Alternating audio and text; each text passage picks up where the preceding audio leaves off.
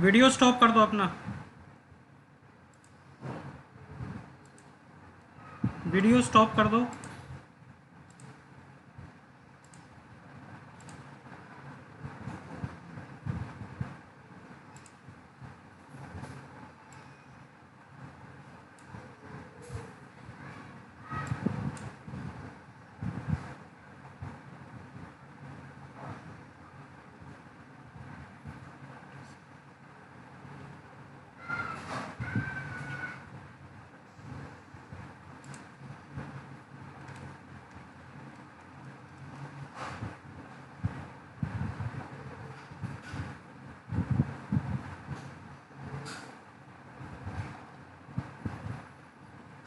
Okay, let's start. जो आज हम VBA सेशन 2 में जो टॉपिक्स कवर करेंगे वो ये टॉपिक्स हैं: VBA editor in MS office, macro security, comments in macro, add macro recording, range and sheet functions, assign the macro button, message box introduction in VBA, input box introduction in VBA। Hello. Start करते हैं। सबसे पहले हम अपना Excel ही खोल लेते हैं। तो आपने लास्ट टाइम में जो हमारी क्लास हुई थी उसमें शायद कुछ लोगों को इशू आया हो कि 2007 जिनके पास एक्सेल है उनको अपना डेवलपर टैब हो सकता है मिलने में कुछ मुश्किल आई हो कि डेवलपर टैब कहाँ मिलेगा। तो उनके लिए आप जो है माइक्रोसॉफ्ट ऑफिस बटन, इसमें एक्सेल ऑप्शंस में जाके आप जो है ये show developer tab in the ribbon, इस पर क्लिक करेंगे तो आपका डेवलपर टैब ओपन हो जाएगा माइक्रोसॉफ्ट ऑफिस 2007 में। ये 7 के लिए है। और 10 ऑनवर्ड्स के लिए जिस तरीके से हमने ओपन किया था,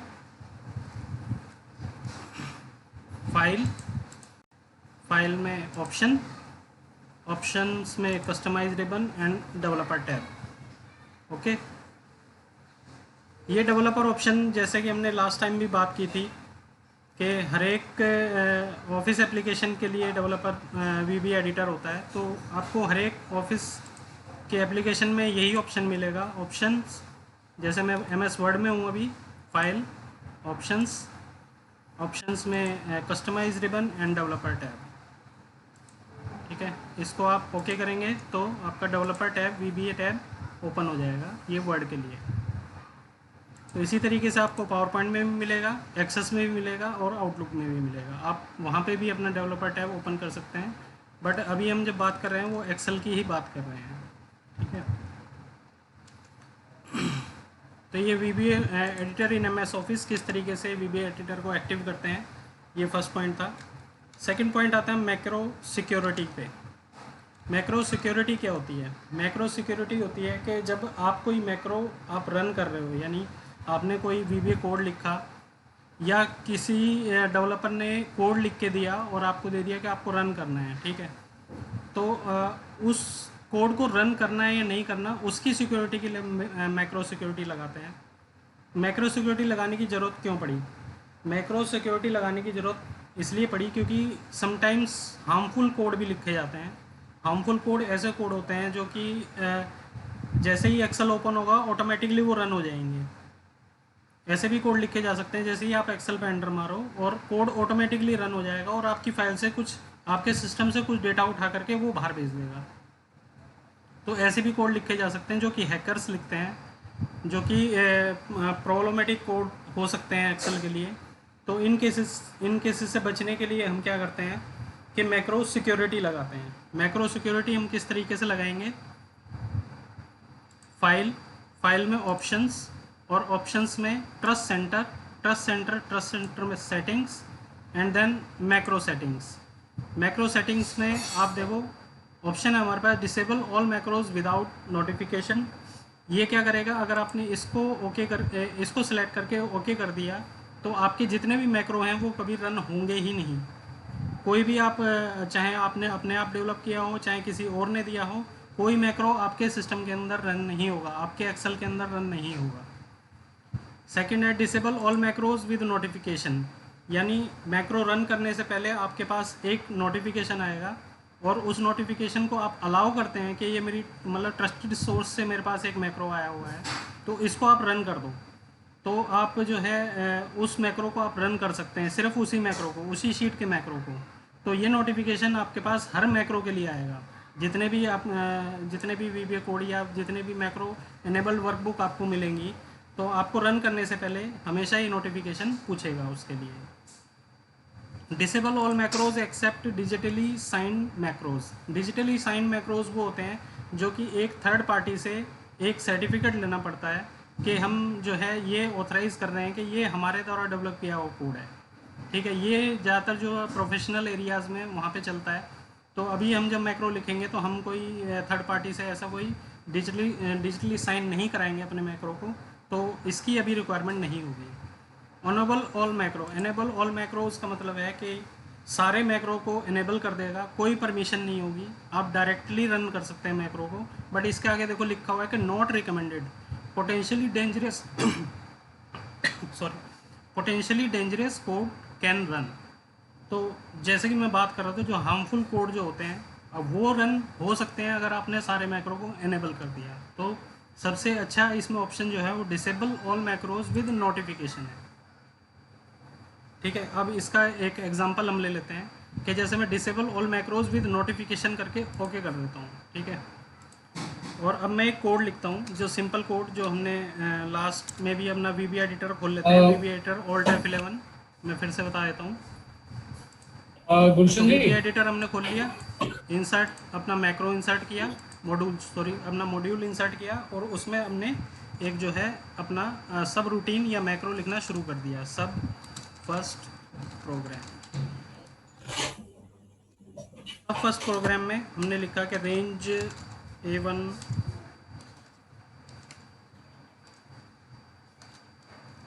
डॉट गुलशन जी मेरी वैल्यू आवाज आ रही है क्या? Is equal to,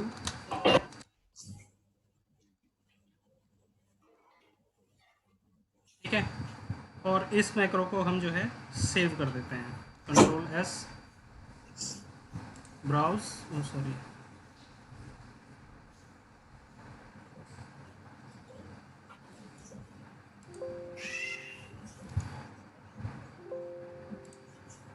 my computer में ब्राउज हम करते हैं, और एक एक्सेल के अंदर जो है हम लिख देते हैं कि मैक्रो, एक नाम दे देते हैं इसके, मैक्रो सिक्योरिटी, ठीक है। और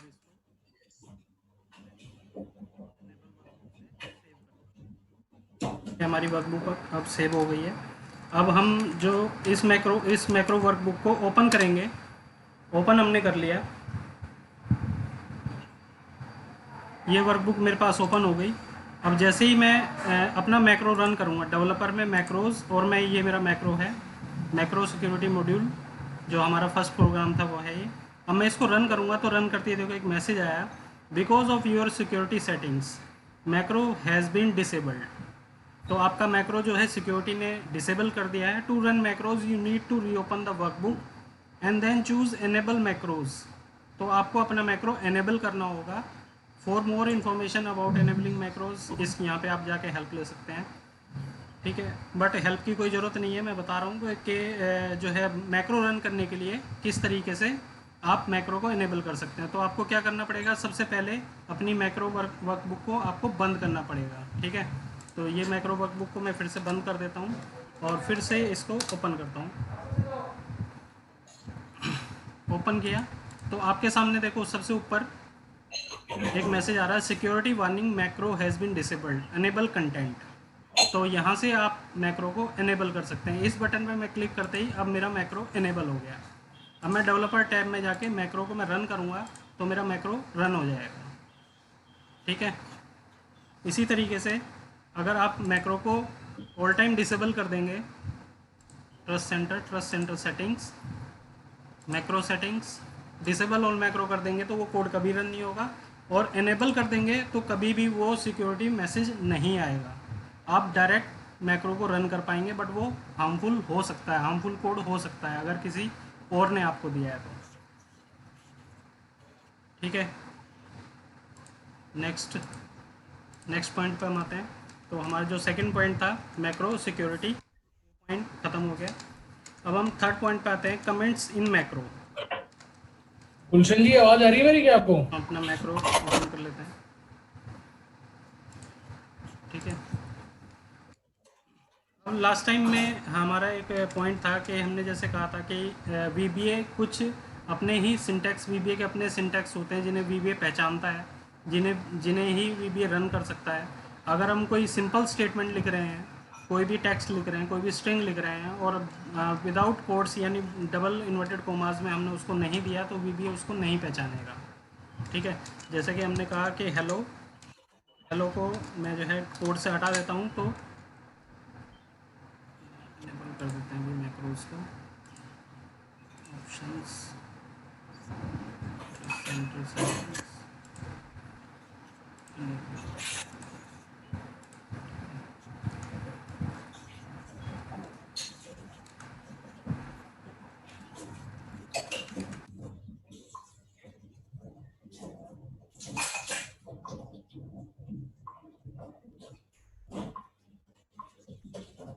हेलो सेशन।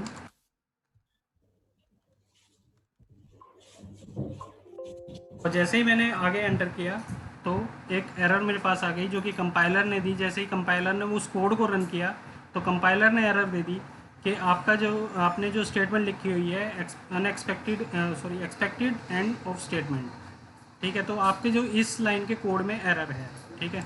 तो अगर हमें कई बार हमें क्या करना होता है, हम जो कोड लिख रहे होते हैं उस कोड में हमें ये देना होता है कि पर्टिकुलर कोड किस चीज़ के लिए लिखा गया है, ठीक है। ये कमेंट्स हमें डालने होते हैं क्योंकि उसकी रिक्वायरमेंट तब होती है कि जैसे मान लो आपने कोई कोड लिख दिया और कोड किसी थर्ड पार्टी को दे दिया या किसी को असाइन कर दिया, तो उस केस में उस यूज़र को समझना है कि इस कोड में क्या लिखा हुआ है। ये तो वन लाइनर कोड है, पर जब आप बड़ा कोड लिखेंगे, बड़ा प्रोग्राम लिखेंगे, तो उसमें आपको लगेगा कि इसमें जो है अगर वो वन बाय वन सारी लाइनें पढ़ेगा तो उसके लिए भी काफ़ी हेक्टिक होगा।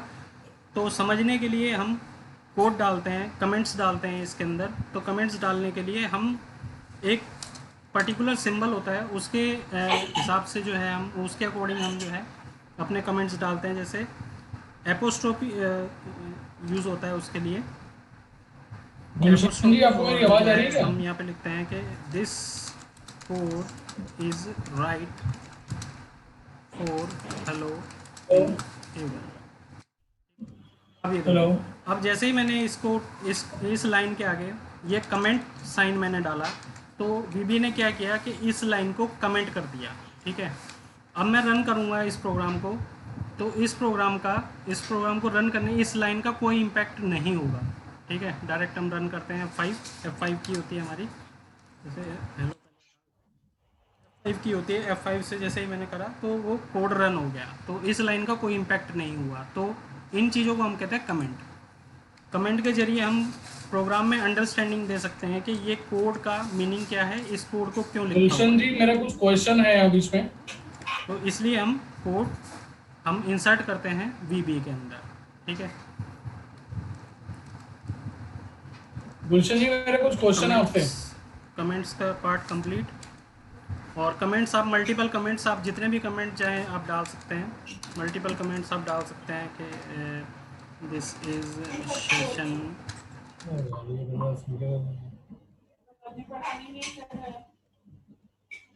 कोई लिमिट नहीं है, आप जो है Excel is used to right.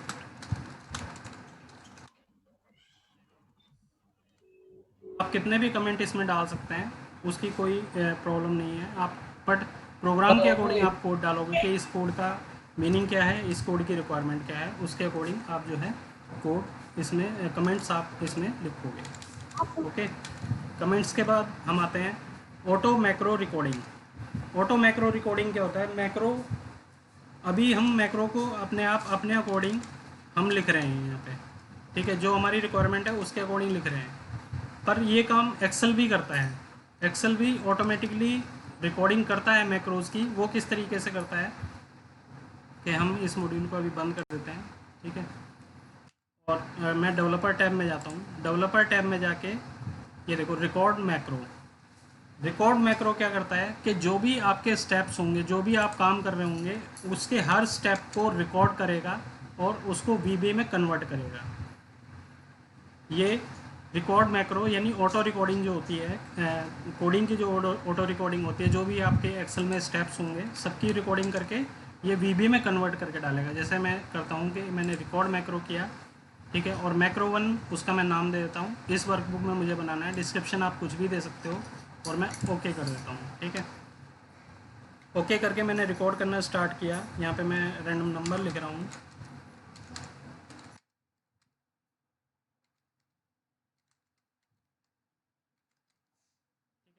Random numbers मैंने लिख दिए, और रैंडम नंबर लिखने के बाद में मैं इस रिकॉर्डिंग को कर देता हूँ स्टॉप। ठीक है, अब हम अपने वीबी एडिटर में चलते हैं। तो वीबी एडिटर में आप देखोगे एक मॉड्यूल और इंसर्ट कर दिया वीबी ने खुद। ठीक है, अब मॉड्यूल 2 के अंदर हम जाते हैं। तो मॉड्यूल 2 में जो हमने मैक्रो को नाम दिया था मैक्रो 1, उस मैक्रो की उसने ऑटो रिकॉर्डिंग उसने कर दी है। ठीक है, ये कमेंट्स लाइन है, जैसा कि हमने अभी बताया कि कमेंट्स हैं। ठीक है, और कमेंट्स के बाद उसने लिखना शुरू किया। और हम स्टेप्स किस तरीके से थे हमारे कि पहले A1 पे हम गए, तो active cell formula A1 R1 C1 की वैल्यू को उसने उस सेल को असाइन कर दिया 1। फिर A2 को सिलेक्ट किया और A2 को 2 असाइन कर दिया। फिर A3 को सिलेक्ट किया, A3 को 5 असाइन कर दिया। इसी तरीके से ये स्टेप्स इसके रिकॉर्ड हो गए। ठीक है, तो आप किसी भी टाइप के स्टेप्स आप मैक्रो में रिकॉर्ड कर सकते हो, चाहे वो कॉलम इंसर्ट हो, कॉलम डिलीट हो, रो इंसर्ट हो, रो डिलीट हो, कोई फॉर्मूला लगाना हो, एवरीथिंग जो भी आप एक्सेल में करते हो वो सब कुछ आप रिकॉर्ड कर सकते हो। वीबीए उसकी ऑटोमेटिकली कोडिंग कन्वर्ट करके दे देगा। तो ये स्टेप भी काफ़ी हेल्पफुल होता है। कभी हमारे पास ऐसी सिचुएशन आती है कि हमें उस जो हम स्टेप करने जा रहे हैं, जो हम काम करने जा रहे हैं, उसका कोड हमें नहीं पता है। ठीक है, तो उस केस में हम क्या करते हैं कि मैक्रो को रिकॉर्ड करके हम देख लेते हैं कि एक्चुअली ये किस तरीके से लिखा जाएगा ये कोड। ठीक है, तो ये काफ़ी हेल्पफुल है, मैक्रो रिकॉर्डिंग भी काफ़ी हेल्पफुल है। अब जैसे हमें यहाँ पे ये वैल्यू हम हटा देते हैं और अपने इस मैक्रो को हम रन करते हैं, तो ये वही वैल्यू यहाँ पे दे देगा जो कि मैक्रो ने रिकॉर्ड की हुई है।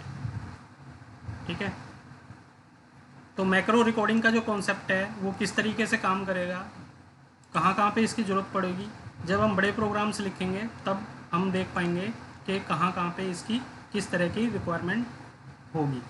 ठीक है, अभी हम मैक्रो की ऑटो रिकॉर्डिंग में इतना ही रखते हैं। मैक्रो की ऑटो रिकॉर्डिंग को हम आगे नहीं बढ़ाते हैं क्योंकि अभी इसकी रिक्वायरमेंट नहीं है। अभी आपको क्या करना है कि अभी आपको एक्सेल के बेसिक्स सीखने हैं, आपको अपनी फाउंडेशन स्ट्रॉन्ग करनी है। जब आपकी फाउंडेशन स्ट्रॉन्ग होगी तो कोड आप अपने आप लिख लोगे। ठीक है, आपको मैक्रो की रिकॉर्ड मैक्रो की ज़रूरत नहीं पड़ेगी। तो मैं चाहता हूँ कि बार बार आप जो है रिकॉर्ड मैक्रो को तभी यूज़ करें जब कोई एक्सट्रीम कंडीशन हो, नहीं तो मैक्रो रिकॉर्ड करने की ज़रूरत नहीं होनी चाहिए। नेक्स्ट पॉइंट में हम आते हैं।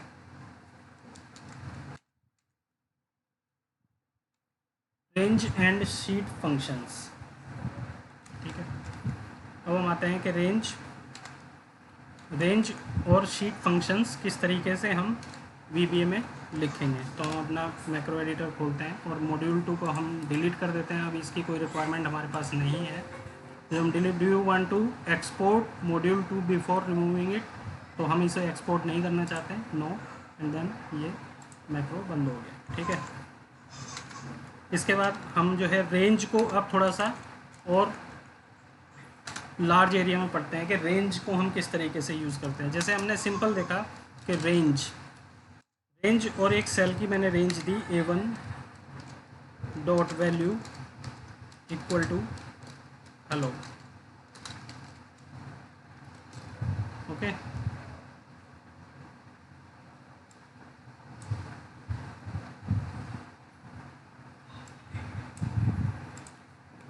हेलो।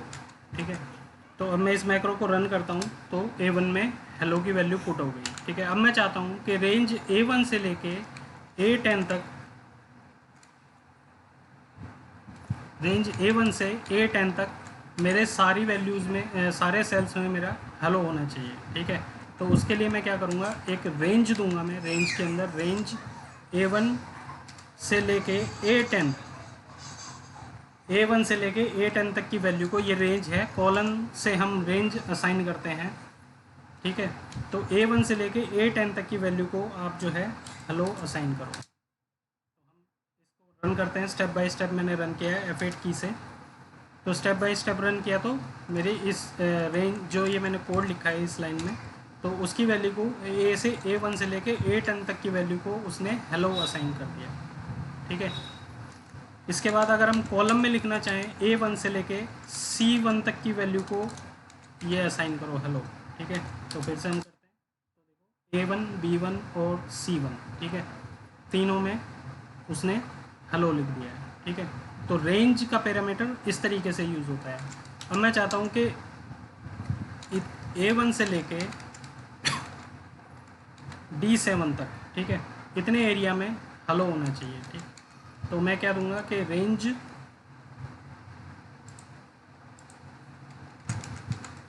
A1 से D7 की वैल्यू को आप हेलो असाइन करो, ठीक है। देख रहे हैं आप किस तरीके से मैट्रिक्स बन रही है। तो हम मल्टीपल सेल्स को कैसे यूज़ कर सकते हैं, एक रेंज को कैसे यूज़ कर सकते हैं, ठीक है, रेंज की वैल्यू को कैसे यूज़ कर सकते हैं, वो हम यहाँ पे देख रहे हैं, ठीक है। ये हुआ कि वैल्यू असाइन हमने किया है। आप इसी तरीके से रेंज को आप सिलेक्ट भी कर सकते हो। जैसे मैंने कहा रेंज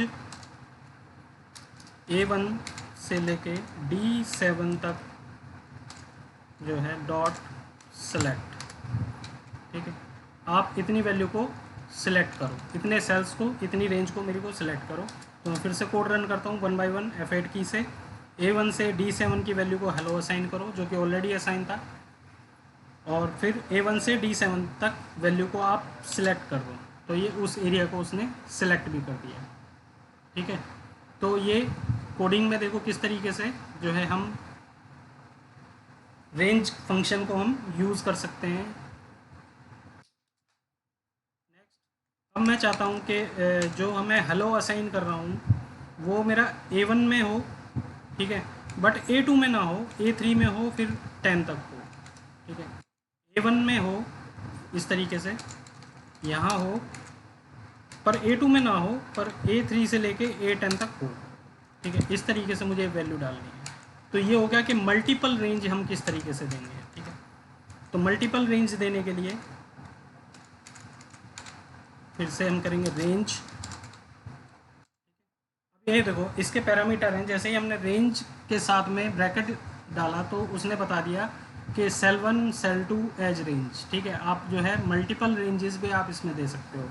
अब मैं देता हूँ कि A1, ठीक है, फिर उसने बताया कि कॉमा, इसके बाद आप कॉमा लगाओ, ठीक है। फिर दूसरी रेंज हो गई मेरी A3 लेते हैं, A2 हमें ब्लैंक रखना है। तो A3 से लेके A10 तक की हमने रेंज दे दी। ये हमने सेलेक्ट कर लिया, dot value is equal to hello, ठीक है। ये मल्टीपल रेंज हो गई। हमने रेंज डाला A1 के बाद में A2 हमने स्किप कर दिया, फिर A3 से लेके A10 तक की वैल्यू को हम हेलो असाइन कर रहे हैं, ठीक है। तो अब इस कोड को हम लाइन बाय रन करते हैं F8 की से।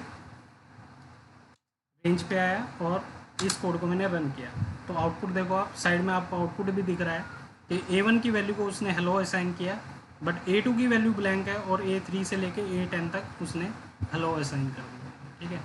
इसी तरीके से आप मल्टीपल रेंज को आप जो है सेलेक्ट भी कर सकते हो। इसी में मैं चेंजेस करता हूँ कि आप ये रेंज है, इस रेंज को आप सेलेक्ट करो, ठीक है। तो ये मल्टीपल रेंज, ये देखो A2 सेलेक्ट नहीं है, बट A1 से लेके A1 सेलेक्ट है, A3 से लेके फिर A10 तक सेलेक्ट है, ठीक है। तो मल्टीपल रेंजेस को आप इस तरीके से डिफाइन कर सकते हो कि पहले आप रेंज फंक्शन का यूज़ करो, रेंज फंक्शन में फिर उसमें पैरामीटर डालो। पैरामीटर कौन कौन से होंगे, जो आपके सेल्स होंगे, ठीक है, सेल्स की रेंज होगी, या फिर मल्टीपल सेल्स, वो कुछ भी हो सकते हैं। फिर उसको वैल्यू असाइन या सिलेक्ट, अभी हम वैल्यू असाइन और सिलेक्ट पे ही रहते हैं, ठीक है। इसके साथ एक छोटा सा रेंज का ही एक और फंक्शन है। जैसे A1 से लेके हम कहते हैं कि पहले A1 से लेके A10 तक dot value is equal to hello. ठीक है, अब इस कोड को हम रन करते हैं तो A1 से लेके A10 तक की वैल्यू में हेलो हो गया। ठीक है, अब मैं चाहता हूँ कि जो है A2 की वैल्यू तो रहे, ठीक है, और A2 के अलावा जितनी वैल्यू हैं वो सारी हट जाएँ। ठीक है, वो सारी वैल्यू नहीं रहनी चाहिए। तो हम इसमें किस तरीके से पैरामीटर देंगे, फिर से रेंज फंक्शन का हम यूज़ करेंगे, रेंज।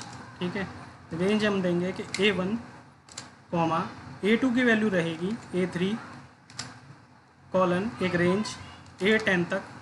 ठीक है, फिर हम ब्रैकेट बंद कर दें कोड्स और ब्रैकेट बंद करके डॉट क्लियर कंटेंट्स। ठीक है, डॉट क्लियर कंटेंट्स। ठीक है, ये हो गया। अब मैं रन करता हूँ F8 की से 1 बाय 1 स्टेप बाय स्टेप। ठीक है, और हम A1 A3 से A10 की वैल्यू को हम हटा रहे हैं। देखो तो इसने क्या किया, रेंज से जब हमने कंटेंट क्लियर किया तो उसने क्या किया कि A1 की वैल्यू को हटाया, A2 की वैल्यू को छोड़ दिया, बट जो है A3 से लेके A10 तक की सारी वैल्यू को उसने रिमूव कर दिया, यानी क्लियर कंटेंट। तो हमने रेंज के आज जो है 3 प्रॉपर्टीज़ हमने पढ़ी। रेंज मेथड की 3 प्रॉपर्टीज़ हैं, जो कि आपका सिलेक्ट है, ठीक है, फिर आपका वैल्यू असाइन है, वैल्यू, और आपका थर्ड है क्लियर कंटेंट। ठीक है, आप इसमें क्लियर कंटेंट करने के लिए एक चीज़ और भी कर सकते हो कि हम फिर से जो है इसी में ले लेते हैं।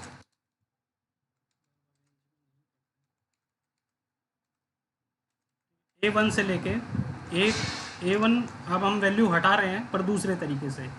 A1 की वैल्यू A1 और A3 से लेके A10 तक की value dot value equal to blank.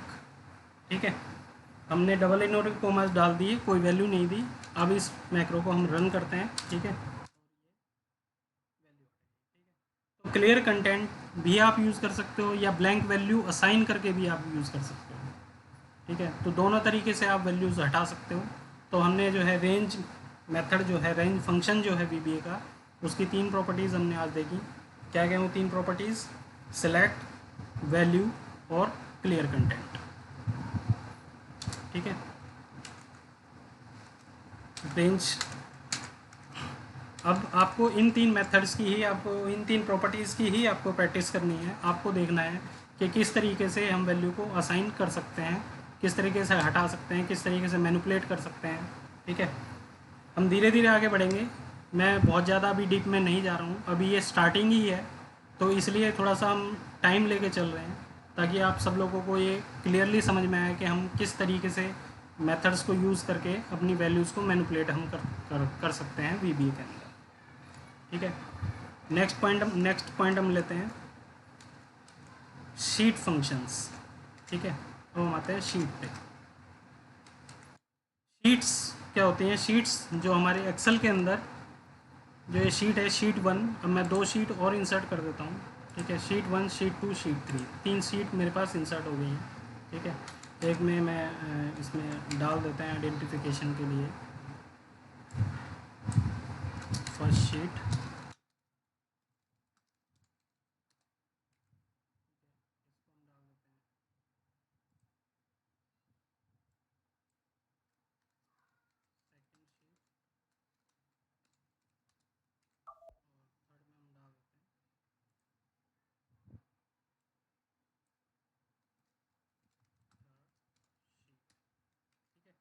3 sheet हमारे पास इंसर्ट हो गई, फर्स्ट, सेकंड और थर्ड।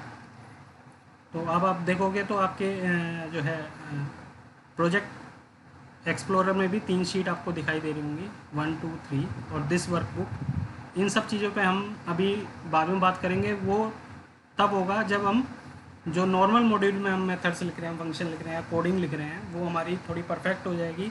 तब हम शीट्स के ऊपर आएंगे और वर्कबुक के भी ऊपर आएंगे। ठीक है, वो जो शीट्स और वर्कबुक पे जो फंक्शन लिखे जाते हैं वो इससे थोड़ा सा डिफरेंट होते हैं। ठीक है, वो इवेंट्स के ऊपर चलते हैं, वो पर्टिकुलर इवेंट्स के ऊपर चलते हैं। तो अभी हम इवेंट्स पे ना जाके अभी हम सिंपल मॉड्यूल की कोडिंग पे ही रहते हैं। तो हम अब शीट्स को किस तरीके से मैनिपुलेट करेंगे उसके लिए देखते हैं। शीट्स के लिए हम लिखेंगे शीट्स। ठीक है, इंडेक्स। तो इंडेक्स क्या है शीट का, जैसे शीट 1 मेरे फर्स्ट इंडेक्स पे है, फर्स्ट प्लेस पे मेरी शीट 1 है, शीट 2 मेरी सेकंड प्लेस पे है, शीट 3 मेरी थर्ड इंडेक्स पे है। ठीक है, तो मैं यहाँ पे इंडेक्स दे सकता हूँ शीट 3 डॉट।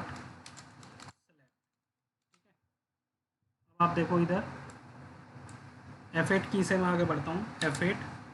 ठीक है, शीट 3 पे है, शीट 3 डॉट सेलेक्ट। आपको साइड लेफ्ट साइड वाली विंडो में देखना है, ये देखो उसने क्या किया कि थर्ड शीट को सिलेक्ट कर दिया। यानी हम sheet to sheet movement VBA के कोड में किस तरीके से करेंगे, वो उसका ये मेथड है, उसका ये फंक्शन है, शीट्स का फंक्शन है कि शीट का मैंने इंडेक्स डाला कि थर्ड शीट को आप सिलेक्ट कर दो। ठीक है, अब हम इंडेक्स में थोड़ा सा चेंज करते हैं। मैं क्या करता हूँ कि शीट 3 को उठा करके पहले जगह पे लेके जाता हूँ। ठीक है, मैंने कहा शीट 3 अब मेरी जो है पहले मैंने पहुँचा दिया, शीट 1 वहीं पे है और शीट 2 लास्ट में मेरी पहुँच गई है। ठीक है, अब ये चेंज हो गया थोड़ा। अब हम किस तरीके से करेंगे, अब हम इसी कोड को दोबारा रन करते हैं। तो आप स्क्रीन पे नज़र रखना लेफ़्ट साइड वाली पे, किस तरीके से मैक्रो चलता है। F8 से हम आगे बढ़े, शीट 3 डॉट सिलेक्ट। ठीक है, शीट 3 डॉट सिलेक्ट जैसे ही हम करेंगे, कौन सी शीट मेरी एक्टिव होनी चाहिए, आपके हिसाब से जो है वही होनी चाहिए। ठीक है, बट मैं इसे करूँगा तो अब ये शीट 2 पे आ गए, क्योंकि अब जो एक्सेल के लिए जो इंडेक्स है वो थर्ड इंडेक्स शीट 2 है, ना कि शीट 3। वो शीट के नाम से नहीं देख रहा है, वो शीट के इंडेक्स से देख रहा है कि कौन से नंबर पे कौन सी शीट है। ठीक है, तो जैसे हमने लास्ट क्लास में जब बात की थी, हम जब बात कर रहे थे कि अगर किसी ने सीट का इंडेक्स चेंज कर दिया, आपने एक मैक्रो बनाया हुआ है, मैक्रो में आपने कहा कि थर्ड शीट पे जाओ, थर्ड शीट पे जा करके वैल्यू उठा के फर्स्ट शीट पे डालो। अब किसी ने क्या किया, थर्ड शीट को उठा के ही जो है सेकंड जगह पर रख दिया, और जो सेकंड वाली थी वो थर्ड प्लेस पे आ गई। तो मैक्रो रन होगा, मैक्रो क्या करेगा कि वो सेकंड शीट से उठा करके वैल्यूज़ फर्स्ट शीट पे डाल देगा, और जो कि गलत आपका आउटपुट होगा। ठीक है, तो इसको हैंडल करने के लिए हम क्या करते हैं, शीट्स का नेम देते हैं हम यहाँ पे। ठीक है, अब मैं कहूँगा कि शीट्स शीट 3। ठीक है, डॉट सेलेक्ट। ठीक है, अब मैं इसको रन करता हूँ। अब मैंने इसको पर्टिकुलर नाम दे दिया कि आप शीट 3 को ही आपको सिलेक्ट करना है। तो मैं जैसे रन करूँगा तो उसने थर्ड शीट को ही सिलेक्ट किया, वो चाहे किसी भी इंडेक्स पे हो, उससे कोई फ़र्क नहीं पड़ता। आपने शीट का नाम दिया है तो शीट के हिसाब से ही आपका जो है मैक्रो है वो रन होगा। ठीक है, अब मैं शीट 3 को इसमें एक चीज़ और कर देता हूँ, मैं शीट 3 को नाम दे देता हूँ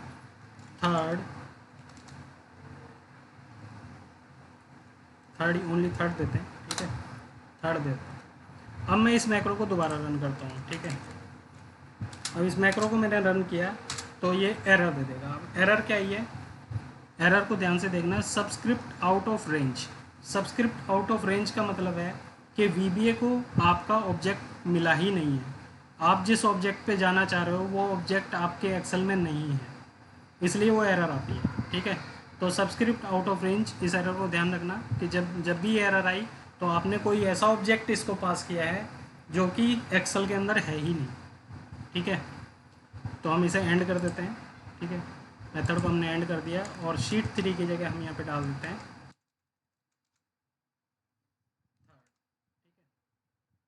थर्ड की जगह। इसमें एक चीज़ और करते हैं, RD को भी मैं बड़ा कर देता हूँ। अब क्या करेगा ये, अब क्या सिलेक्ट करेगा देखते हैं। पहले हम शीट 2 पे चले जाते हैं, अब रन करते हैं। ठीक है, और मैं रन करता हूँ, ये चला। VBA के जो मेथड्स होते हैं, VBA में जो पैरामीटर हम पास करते हैं वो केस सेंसिटिव नहीं होते।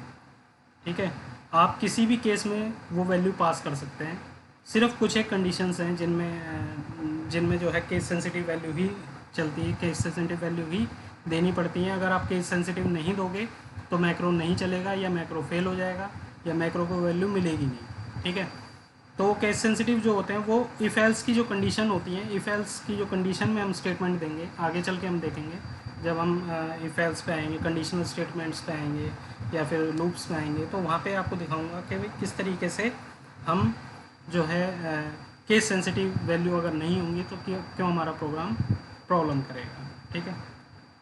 तो अभी शीट्स में मैंने आपको सिर्फ जो है इतना ही बताया है कि शीट्स को आप सिलेक्ट कैसे कर सकते हैं, यानी सिलेक्ट अक्रॉस द शीट आपको मूवमेंट करना है तो किस तरीके से मूवमेंट आप इस मेथड के थ्रू कर सकते हैं।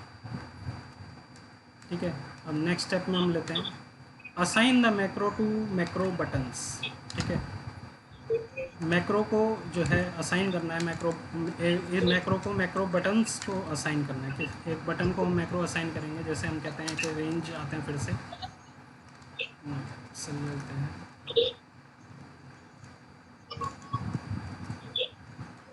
रेंज, ठीक है, A1 से लेके D7 तक की वैल्यू को असाइन करो dot value is equal to 100। ठीक है, वैल्यू A1 से लेके D7 तक हमने असाइन करनी है। तो रन करेंगे तो ये वैल्यू उसने असाइन कर दी। अब इस वैल्यू को मैं हटा देता हूँ। VB एडिटर को भी हम बंद कर देते हैं। अपने मॉड्यूल का नाम आप ध्यान रखना, फर्स्ट प्रोग्राम। हमारे मॉड्यूल का नाम है फर्स्ट प्रोग्राम, जो सब रूटीन है। इस मॉड्यूल के अंदर, मॉड्यूल 1 के अंदर जो सब रूटीन है उसका हमारा नाम है फर्स्ट प्रोग्राम। ठीक है, इसको हम कर देते हैं बंद। अब मैं इंसर्ट करता हूँ एक इमेज, एक शेप मैं इंसर्ट कर देता हूँ। ये मैंने एक शेप इंसर्ट कर दी। ठीक है, अब इसकी जो है प्रॉपर्टीज़ में जाते हैं, फॉर्मेट शेप करते हैं। फॉर्मेट में कर देता हूँ इसको 3D फॉर्मेट में, इसको थोड़ा सा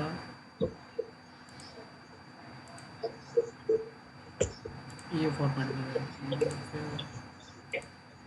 ठीक है, ये बटन हो गया मेरा। एक शेप ली मैंने, एक शेप को मैंने थोड़ा सा डिज़ाइन कर दिया बस 3D फॉर्मेट में, और मैं उसमें एडिट टेक्स्ट करता हूँ। उसमें मैं टेक्स्ट डालता हूँ, एडिट टेक्स्ट, कलर में टेक्स्ट का वाइट ले लेता हूँ ताकि इस सरफेस को सही दिखेगा। और मैं कर देता हूँ क्लिक।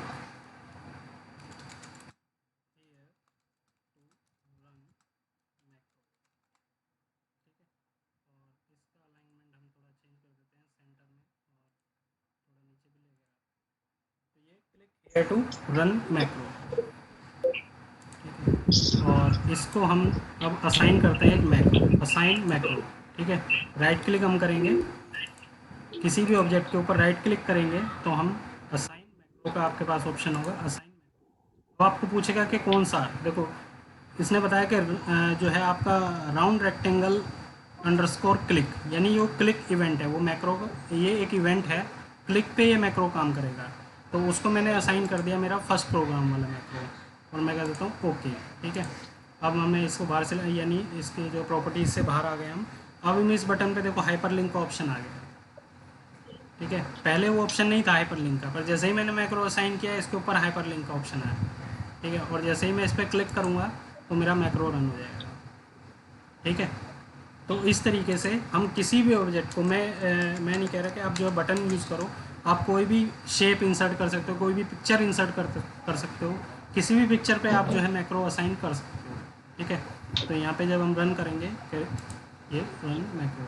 ठीक है, तो वो मैक्रो रन हो जाएगा, जो भी आपने इस बटन को जो मैक्रो असाइन किया होगा वो मैक्रो रन हो जाएगा। ठीक है, तो इस तरीके से हम जो है ऑब्जेक्ट्स के ऊपर मैक्रो असाइन कर सकते हैं।